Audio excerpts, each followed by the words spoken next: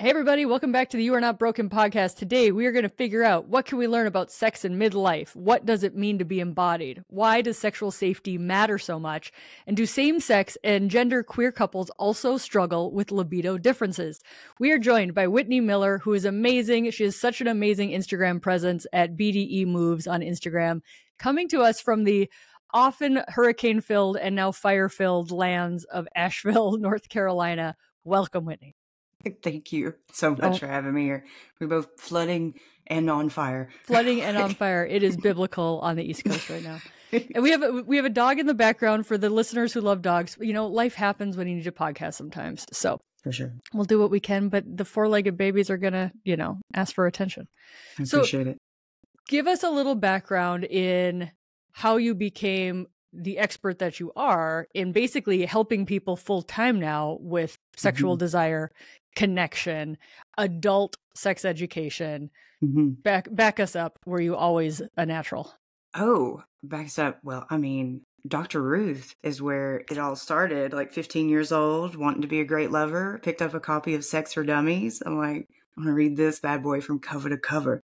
Did you find it at the library? Was it at your house? Oh, I found it at Barnes and Noble's and snuck it home and wrapped it in aluminum foil and took it to school and showed my friends. So I've always kind of been the sex coach. Like, did you know that the clitoris actually looks like this? It's not a little nub. It's a whole wishbone. That's awesome. Yes. Dude, that's so cool. So then we finished high school. We moved out to adulthood. What was the next journey? Well, then it was like life was happening, but really how I got to where I am now is because of COVID. COVID took my job. At the time, I was driving a forklift and teaching yoga, so I had multiple jobs. Then I had no jobs, no jobs at all. Yeah. And then everybody was on TikTok at that time, so I jumped on there to see what was up. They also told me all the lesbians were there. Being a lesbian myself, I was like, oh, are they herding in one place somewhere? All the lesbians are on TikTok? During COVID, that's where they all gathered. And then there comes the wave of the late blooming lesbians because COVID putting everybody at home, it made people think about themselves. They're like, oh, shit, I think I'm gay. So I got on there. Was that a thing? Yeah. Fascinating. You can Google it, the wave of late blooming lesbians that came during right COVID. After. Yes. Wow, that's cool. It was fascinating. But I showed up with oh, are you new? Let me show you how to use all the different accessories that lesbians use. Or they're like, I don't know how to have sex with a woman. I'm like, I will teach you. I'm happy to do that. And then my friend said, stop doing that for free. And I was like, oh, I can charge. Wonderful.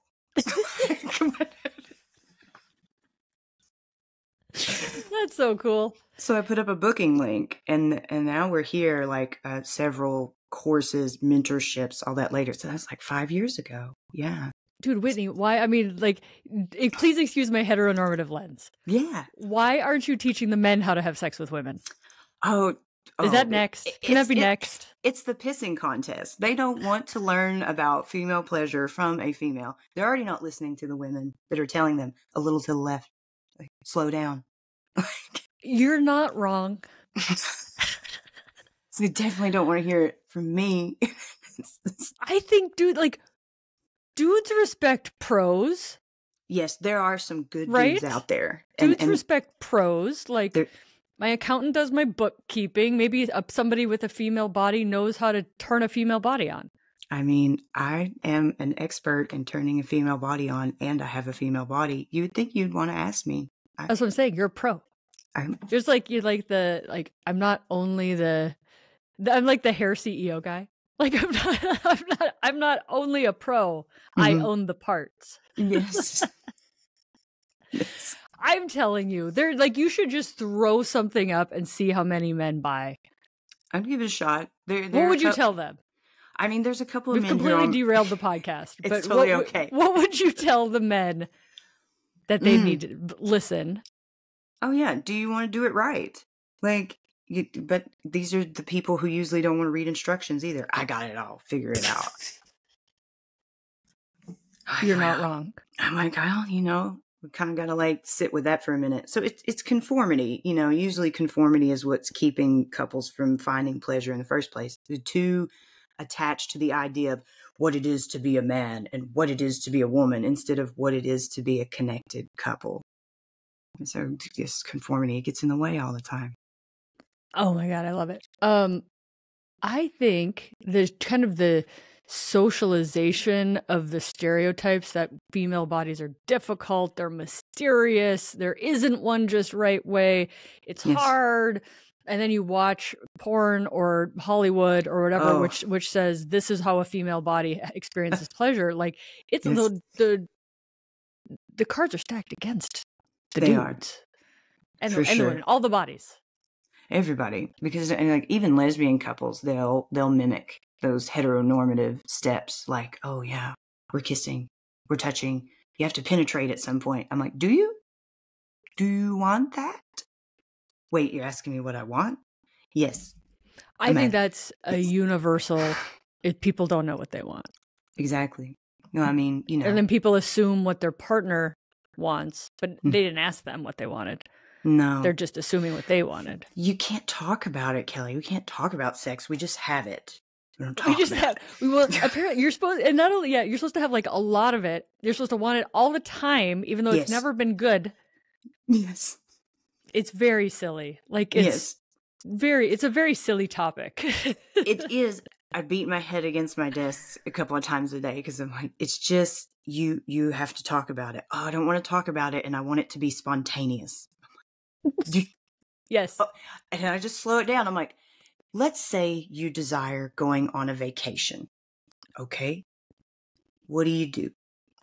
I plan it. I'm like, okay.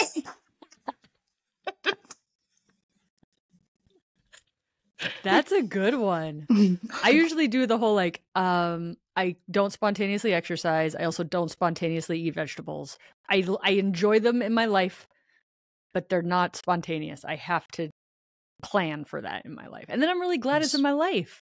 Yes. But like chopped carrots do not just accidentally end up in my refrigerator. No. I use the vacation analogy with them because I'm like, okay, you planned the vacation. Now, do you just never talk to your partner about going on this vacation? Well, no, we talk about we're going to buy sunscreen and we're going to get a beach ball. And I'm like, yeah, you talk about what kind of accessories you're going to take with you on this trip, don't you? Okay. Talk about what you're going to do when you get there. How excited. Because they just like, they think, put sex Tuesday and just wait. 8:15 to 8:23. Just wait to be turned on about it. No, you have to talk about it. You have to talk about it. And you have to get turned on. It's a state that isn't always in the functioning, paying bills, walking the dog state of life. Yeah. Absolutely. People don't know that. No, well, people are walking around like a head on a stick, and then they wonder why when their partner touches them, it feels like cold water. I'm like, you're not even in your body. Like, you can't fondle her so she's in the mood. That feels like an intrusion. Like, yes. You got to invite her into her body before you touch her. Like, let's just jump in and talk about safety. Okay. Nobody talks about safety. Safety. Safety's everything. So good. It's you gotta watch it though, because safety's layered. Because some people tell me more. Yeah. So, but lately I've been talking about the difference between safety and security. So, safety says, I know what's going to happen next. But security says, no matter what happens, we've got each other's backs. So you gotta, if you're gonna have desire, you have to have risk. Yeah. And now it's like, yeah, we had safety, but if you have too much safety, you don't have desire. Because now it's like, well, I don't want to initiate because she might feel objectified. And do you want to have sex? Because if you do, then I do. But if you don't, then I don't. And then we get solicitous, and it's like a limp I think I like the handshake. Security way better than I like the safety. Right? I think that's a better word. It's lovely, and it speaks to many people. Because if you have trauma, and I say safety, well, you might feel safer with your perpetrator because that's predictable. Yeah, because it's what you know. And it's what you know. Yep. Mm-hmm. Secure. Mm-hmm. How do you develop security? Oh, that one's hard because you have to lean into the discomfort you've been avoiding. You have to step out of the comfort of avoidance. Ew. It's gross. It's terrible because now I have to be vulnerable. It is terrible. Like, can I just buy something? You can take a pill. Can I just take a security pill? Do you have a cream? I could rub it on my forearm. Yeah. Ideally, if it's made of yams, that would be wonderful. Oh my goodness, some those are selling. Those are selling very nicely. Just to get some security cream. Yes. No, it is like it's a practice. It right? is a practice, and it's not something that somebody can always give to you without you being involved in that. No, you have to show up, and you have to do the thing you don't want to do, which is take the interpersonal risk. Because it's like, oh, that's like the trust fall. As if I tell you, hey, I do want to have sex, but I don't want any penetration. Now I have to trust that. One, you're not going to judge me for that. You're not going to shame me. You're not going to give me cold shoulder about it. And then I have to like step into my self-worth of you being kind to me and caring, even though I just gave you my boundary. So there's like two sides. Dude, just record that, put it on repeat, and say for heterosexual women to get into their brain. Because the amount of heterosexual women who are comfortable asking for intimacy that doesn't include penetration, I don't know. I don't think many can do it. It's hard. Oh, it's hard because then I have to stand in my self-worth.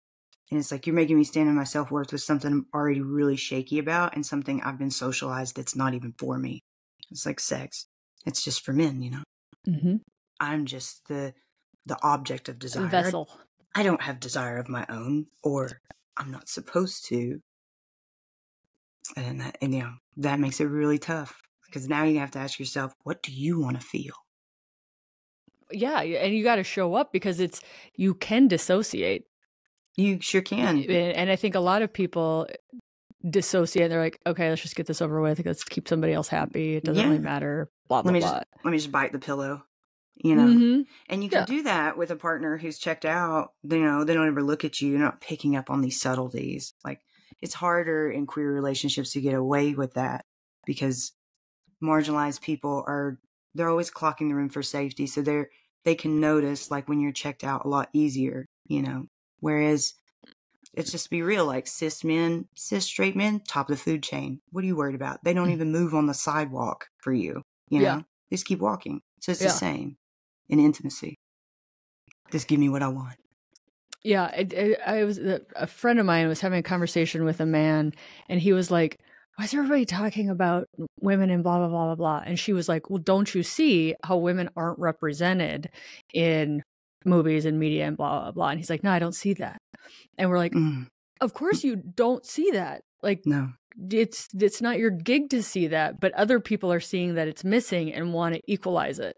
But I think a lot of people don't talk about, like, everybody sees things differently. Yes. And some people don't see things that other people see. No. Well, it's like when people see like more women or more queer representation, they say things like, oh, don't shove that down my throat. And it's like visibility is not shoving it down your throat. Like, right. I've been inundated with straight media my entire life. My parents still managed to raise 2 gay children. Like, visibility does not create these things. That's very cool. Hey, let's break it down for the people who might be curious and just don't know. What is queer? What does it mean to you? What does it mean? Are there different definitions? Yes, it's a very personal thing. So queer used to be a slur. So a lot of people use it today as taking their power back. There's still people in the community who hate that word. Yeah. So it is personal. But the way I like to sum it up is queer is a choice. Your sexual orientation is not a choice. You're gay, you're bi, you're pan. That's not a choice. That's who you are. But being queer it's political. It's radical. It's saying, I know that I do not align with conformity.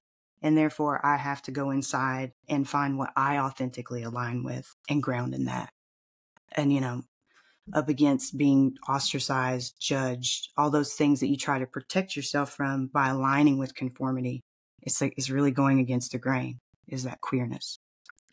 So it might have less to do with the genitals that you have or who you're attracted to. It's more of a statement of how I see the world, or I want to see the world, or I want the world to see me. It's more Am I getting that? Kind of, I mean, because queer is like an umbrella term. So it could be your gender. You could be queer gender. You could be talking about your orientation and that being queer. And then I use it just as the spectrum and acknowledging that sexual orientation is fluid. It's way more fluid than people really like to Dude, to it's say. so fluid.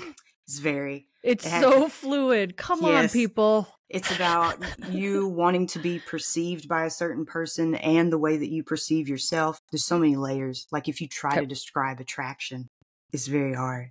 It's very hard. Mm-hmm. Yeah. But it's like if you say you're queer, there's no like, it is like, there's no like test or, no. You know what I'm saying? Like there's no like, is there a secret handshake?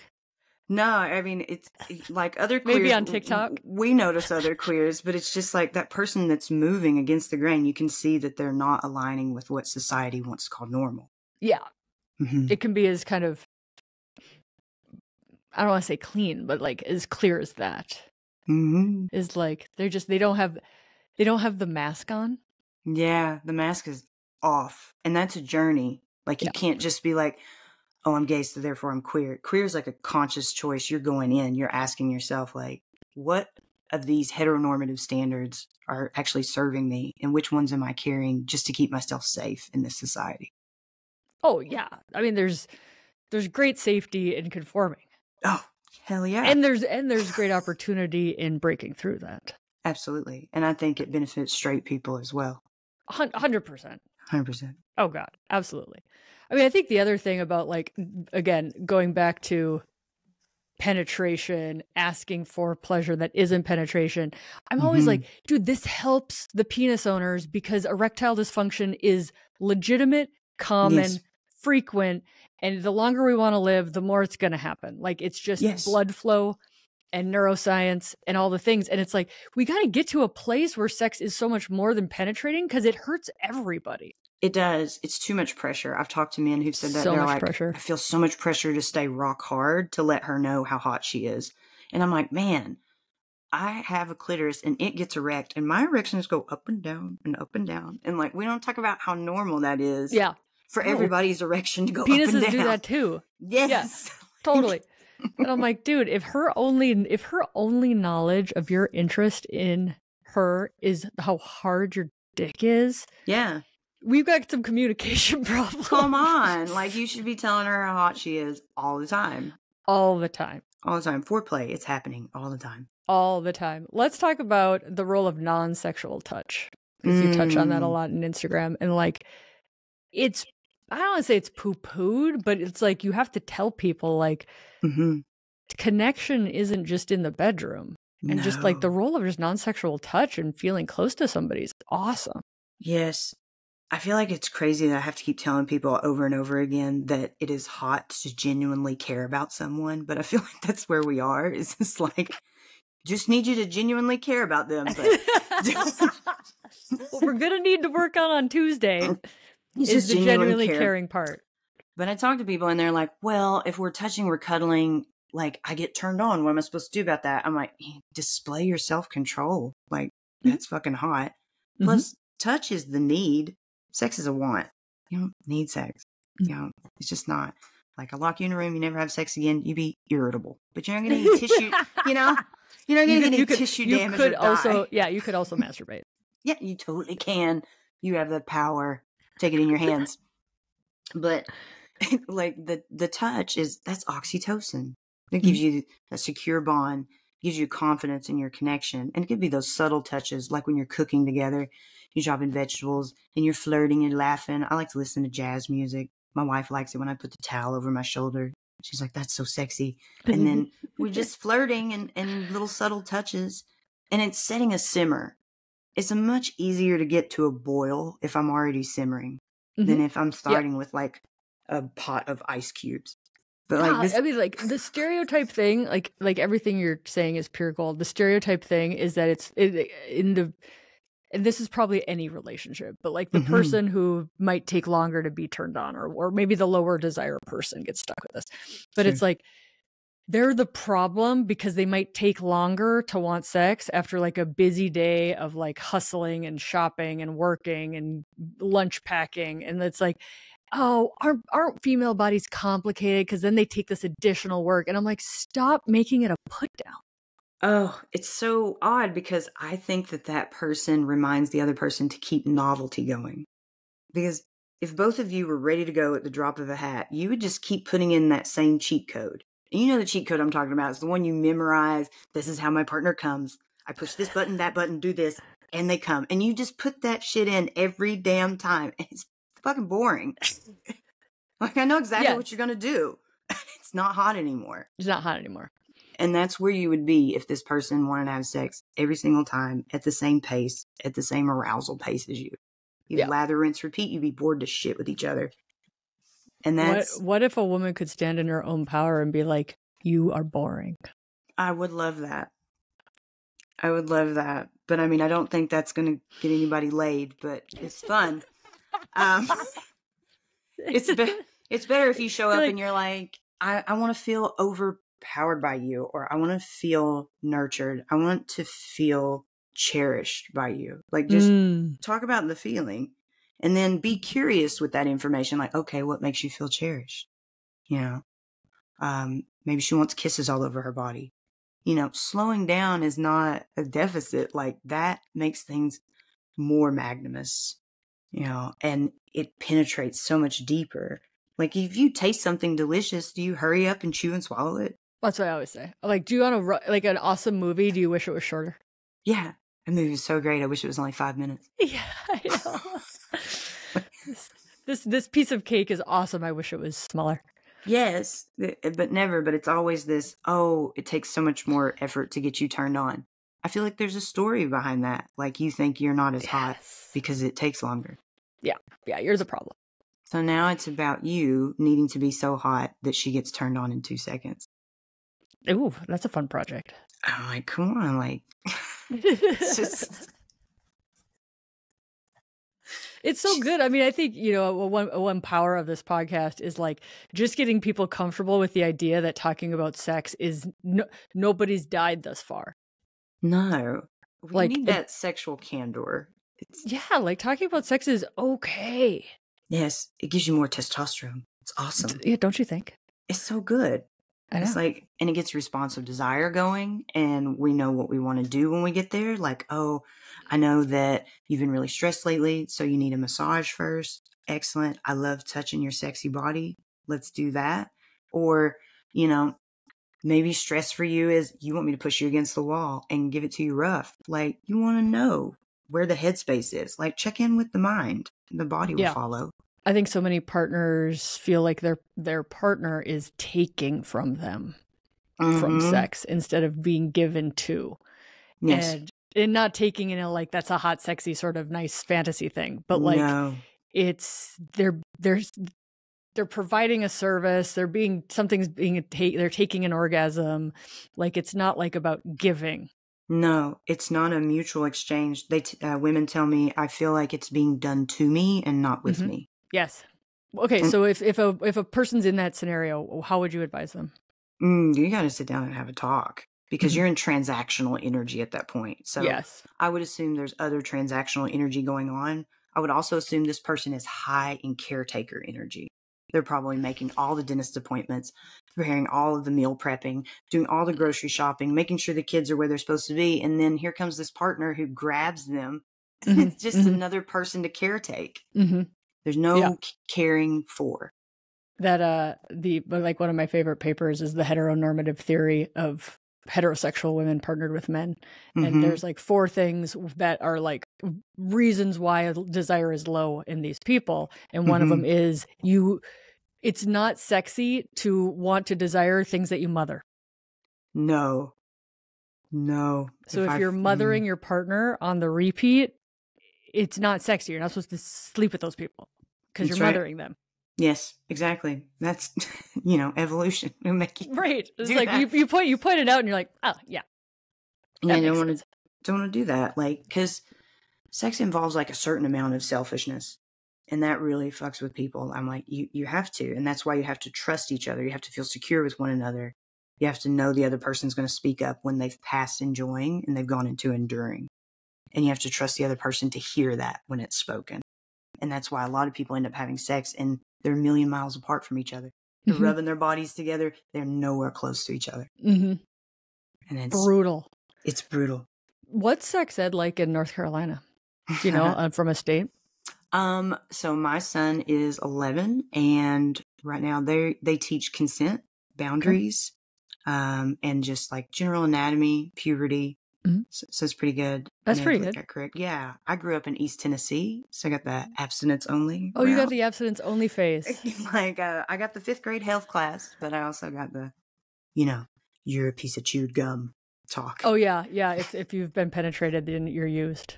Yes. God, that's damaging. It's so damaging. Yes. I've been prayed over for my secondary virginity at a True Love Waits retreat. Wow. Okay. So you have been through several pieces of a journey. Mine was very, Catholic school, skirts had to be below the knee. Mary was a virgin. That was all very unique. But it was very a medical, I remember medical sex ed. Like I remember ovaries in the uterus. Vagina was a tube. There was no vulva. There was no clitoris. Oh yeah. Doesn't exist. It doesn't exist. So just disturbing. Yeah.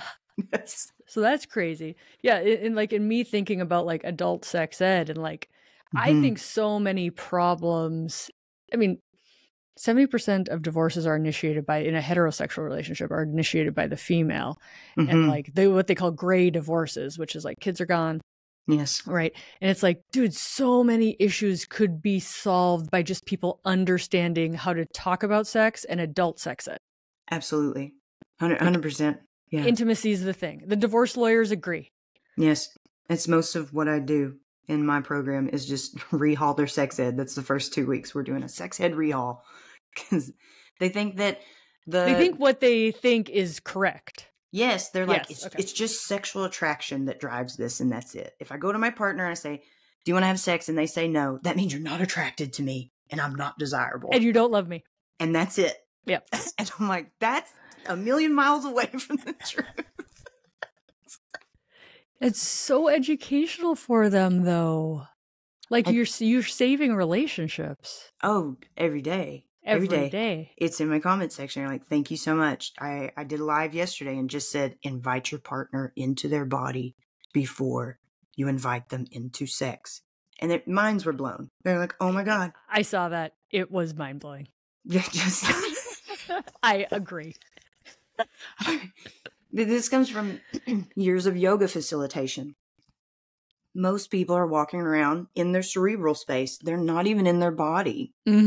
So you touch them and it feels like you just drug them into another room abruptly. And it just doesn't feel welcoming. You didn't put a welcome mat up.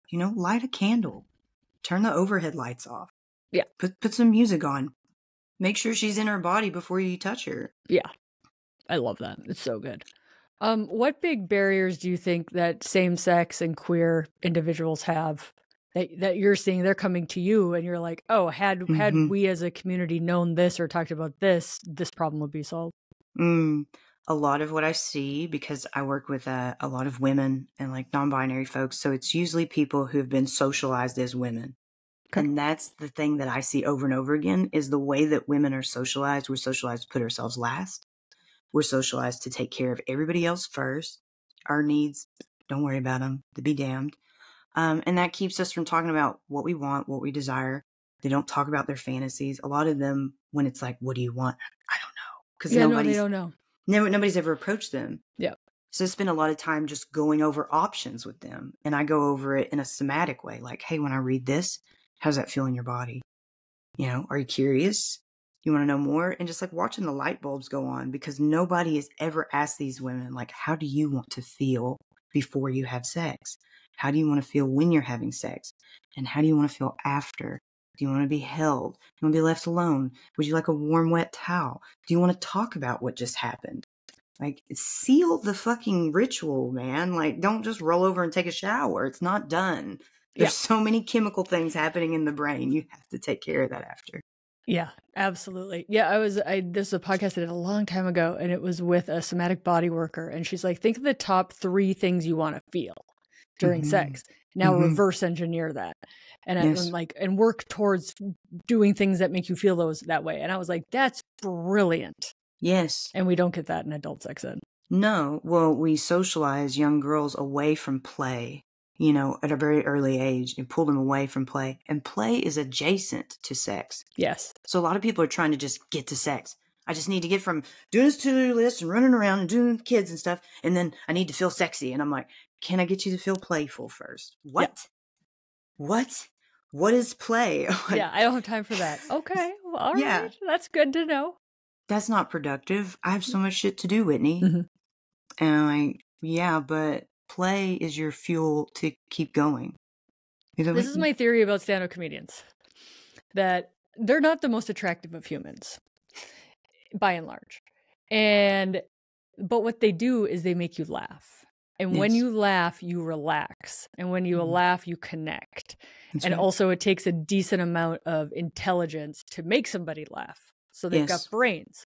And I'm like, that's why these ugly ass comedians can get laid all the time. For sure. It's hot. It's hot.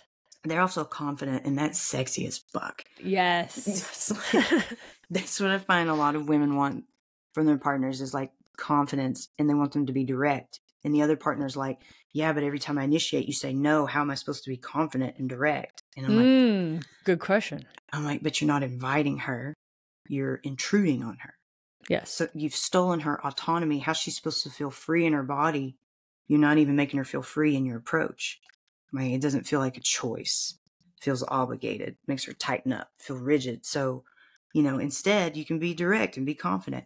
Hey, I want you to go in the bedroom. You should take all your clothes off. And I'm going to rub you from your neck down to your toes. No pressure. I just want to feel you melt in my hands. No pressure. She doesn't need to perform. She doesn't need to give them anything. It has to, again, going back to like the safety and security thing of it. It's like, it can't be a con. No, you have to mean it. You have to mean it. You can show her desire, but don't make that her problem. Mm-hmm. Like if she doesn't want to have sex that time, go jerk off. Like I do it. Like it happens to women. Sometimes that happens. But a lot of times what happens is we have some really great sex because she feels cherished, she feels respected, and she feels free. Like set your partner free. That's how they can get into play. And like that play aspect, it removes the objective because we bring so much performance into sex. Oh, it has to go like this. Mm-hmm. And, it has to look like that. I have to look like a porn star. I have to do this perfect. I have to get up on top and bounce up and down. And like when it's two women and a strap on, I'm like, why are you bouncing up and down? Like, who's that fun for? Sit down and grind. Like, what are you doing? But like, we all do this heteronormative dance. What are you doing? That's super funny. Dispel the myth that same-sex people have the exact same sex drive. Yeah. No, absolutely not. Yeah. Because the stereotype is that it's obviously between a man and a woman, and obviously the man has the higher desire. It's like, it's not. No, that's not obvious. Absolutely not. I've worked with straight couples where the man is the one with lower desire. I work with lesbian couples all the time where one of them just needs the wind to blow and she's ready. Like her wife could walk across the room in a towel and she's like, now? We do it now? Right now? Like just boom, ready to go. And the other one's like, what are you talking about? I've got a million tabs open in my brain. It's the same stuff. Yeah. It is, and, two women together, we don't understand each other any better. We just have more curiosity because we usually have shared traumas. Ah, excellent. Let's talk about trauma-informed approaches to all of this. What's maybe it's an easy place to start is what's the shared trauma? Patriarchal society. Mm-hmm.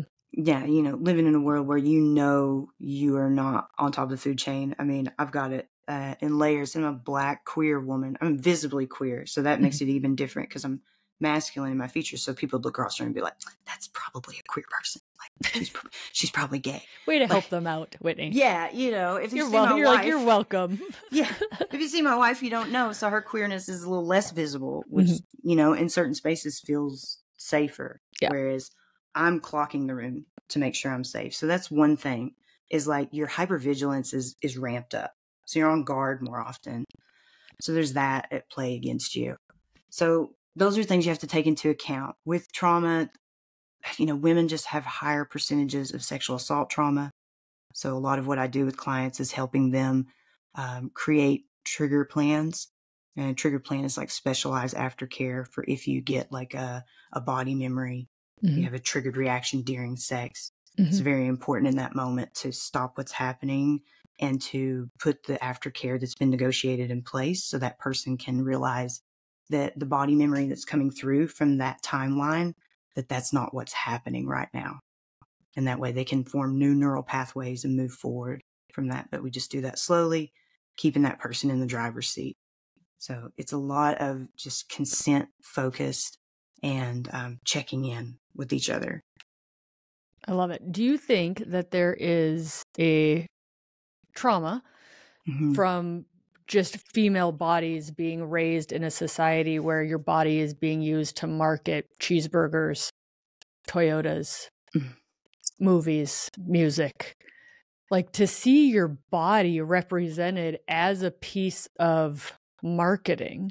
And it's like, it's so ubiquitous. Nobody stands back and actually looks at that. But it's like, what is that trauma doing to people who own those bodies?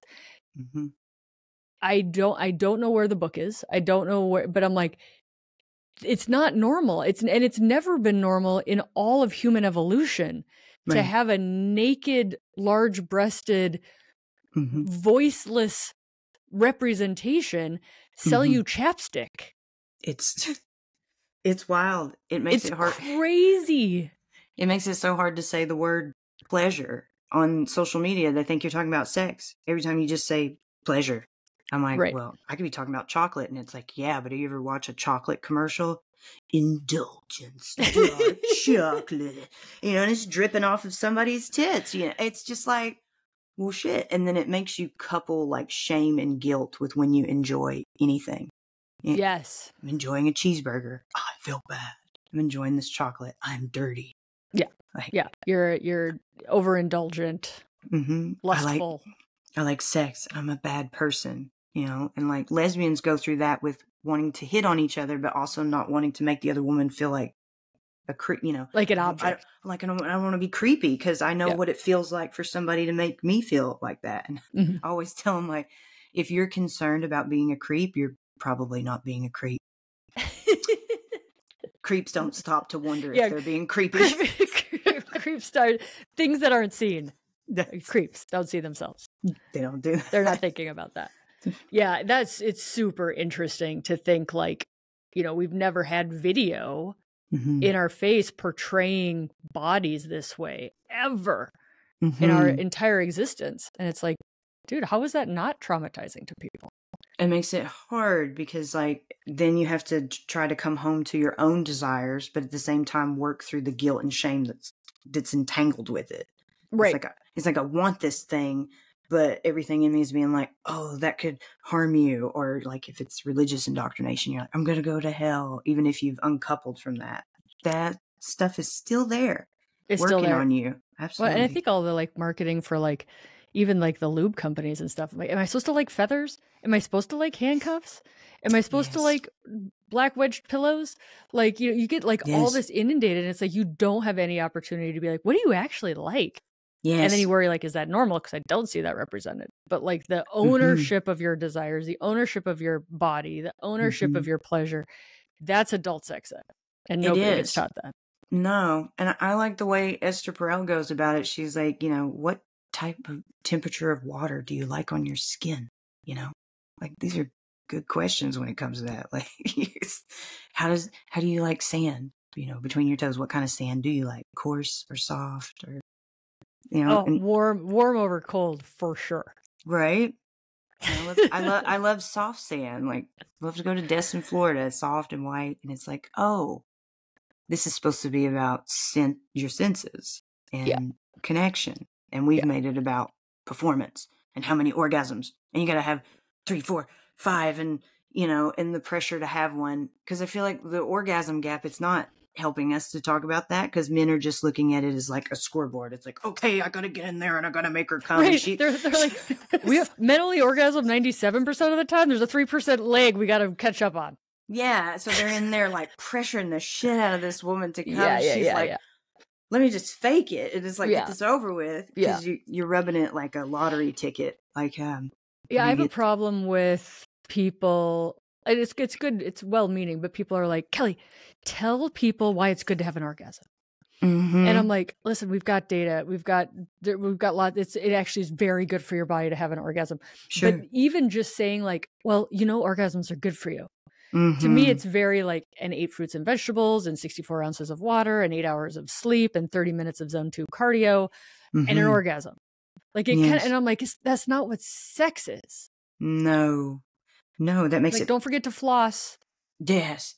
And have an orgasm. It's so performative. It's like, okay, now we get in here and we got to do this in order to be successful. And but that's not satisfaction. Yeah, an orgasm doesn't equal connection. No, it doesn't equal pleasure. You can have an orgasm and it could feel awful. Oh, let's talk about this. Because I started talking about this like very recently. And I'm like, we need to talk about this more. I don't have a male body. I can't speak to what male bodies are like. Right. But in female bodies, the zone of arousal before orgasm is fucking fantastic. It's wonderful. Like, let's just hang out there for a half a day. Oh, my wife loves that. She'll tell me, I don't want to come yet. I don't want to. Yeah, don't make this go away. Yeah, she's like, this will go away if you do that, and then we'll have to build back to it. And I'm like, well, that's not a problem. But but it becomes, the focus is to like drift her there as long as possible. And then we're building, we're building. Like if that speaks to the men out there, building. Don't you like to build? Like, to just dance her there. And then it's just so I'm like, floating. Dude, nobody knows about that. That zone of wonderfulness that is before the orgasm. Like, nobody's talking about that. It's the best thing ever. See? And if you go see too all fast, the people, if you go too fast, you miss it. You do. You miss it. And if you go too fast, the orgasm feels like meh. It feels. I describe it as light switchy. Like there are some toys that are so damn good at the orgasm job. Yes. That you just have the orgasm and you're like, well, I could have been doing my taxes and had an orgasm with that toy. Yes. Right. Like, but it's like, it's not all the things. Oh, these air pulse toys. Yeah. I have to bounce them. You have to bounce it. They're successful at their stated goal. Yes. But you'll miss the whole other point of sex. You miss basking. Yes. Yeah. Ooh, basking. Mm-hmm. Mm-hmm. That should be a thing that you should teach about. We got to talk about that. Yeah. Dude, nobody's talking about that zone. I'm going to make an IG about that today. You got to make an IG about that. Yeah, we're going to roll with it. We got to roll with that one for sure. Let's talk about, let's give some love to our responsive desire people. Let's do it. They're normal. So normal. They're not broken. You're not broken at all. I think so many women sit around being like, oh, I'm not turned on right now. I don't want it right now. So I guess that means I don't like sex. And I guess that means I'll never be turned on. Yep. Like they're waiting for the wind to blow. Yes. And for spontaneous desire to swoop in. And that's not how it works. No, I always tell them you're waiting for a bus that's never coming. You're just going to be sitting at that stop. It's not coming. It's not how it works. It's not how it works. You have to be an active participant. You do. And you have to be possibly led to the party. Make sure the party's a good time. Absolutely. But like the event happens at the party. The event doesn't happen down the road, not at the party. No, you have to bring seduction in and make that a part of interacting with each other. And like seduction can be words, but it also can be things and environments. And it's like, is your bedroom even a place that reminds you of getting into that space? Like, is it an oasis? Is it a sanctuary? Do you still have like a 7-year-old sleeping in your bed like a starfish? Because it's not sexy. It's not gonna. That's a great image. That's the reality. I've had to get the child that size out of my bed. Sounds like somebody who might have experience in this.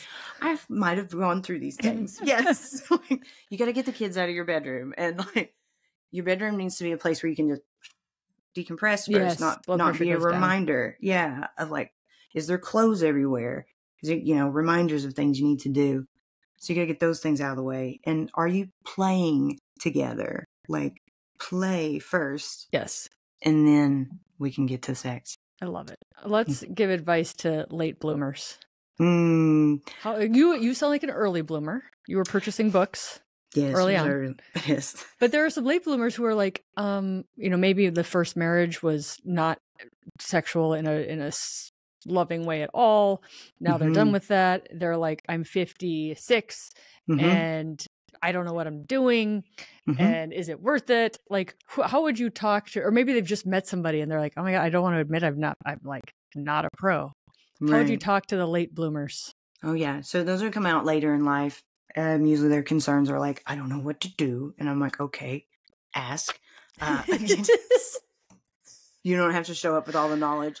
I mean, different clitorises like different things. Some like direct, some like indirect. So if it's your first time, you're making out, it comes to that time, just lay her back and be like, I want to see you touch yourself.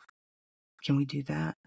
I'm really curious about the way that you like to be touched. I want to do it right. And just lean back and let her show you, or better, give her your hand and say, put this where you want it, how you want it. Show me how to pleasure you. And like, get some directions. It's hot. It's sexy. It's like nobody dies talking about sex. No. Awkward. It's the first step to hot sex. Being awkward is the first step to hot sex. You gotta do it. You gotta be awkward. You gotta be silly. It's like that with the first kiss, because lesbians, they usually talk about that like, I think I missed the opportunity. And it's like, if she is looking at your lips and then looking back up at your eyes and then looking down at your lips, you can ask, hey, is this a good time to kiss? Or am I being silly? Am I being silly right now? Or was this a good time to kiss? Like, you can make it a joke, but like, be direct. Ask, break the tension. That's so hot. Thank you so much for having so much fun with me today. Yeah. And talking about all the important things. Where can people find you? And if they want to work with you, how do they connect? Absolutely. You can find me on Instagram at bde.moves. And then you'll find all my links there, right there in my link tree on my profile. If you want to join my Patreon, if you want to work with me directly. Nice. If they don't have Instagram, because I can't believe it, but some people do not. Yes. You can come direct to my website, www.bde-moves.com. Fantastic. Yes. Thank you for coming and playing today. Thanks, Kelly. Yeah.